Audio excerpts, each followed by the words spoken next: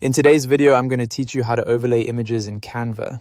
We'll be creating a simple image overlay effect by placing one image on top of another, adjusting the layer order, and then lowering the transparency so both images can be seen clearly.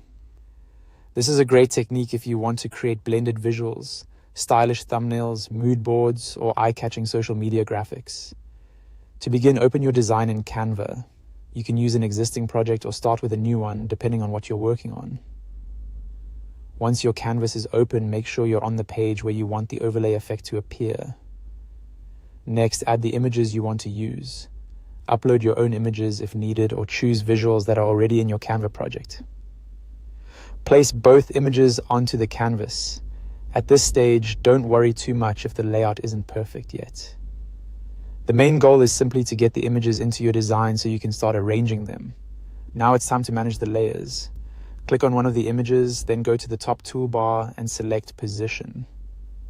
This opens the layer controls. On the left side, make sure you're viewing the Layers tab.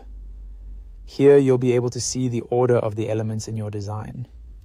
To overlay your images correctly, drag and drop them within the layer list. Move an image upward if you want it to appear in front, or downward if you want it to sit behind another image. This step is important because the stacking order determines which image is visible on top. Once your images are layered the way you want, click the top image. Then go to the top toolbar again and select the transparency icon, which looks like a checkerboard. Lower the transparency value to allow the image underneath to show through. You can adjust this gradually until you get the exact look you want.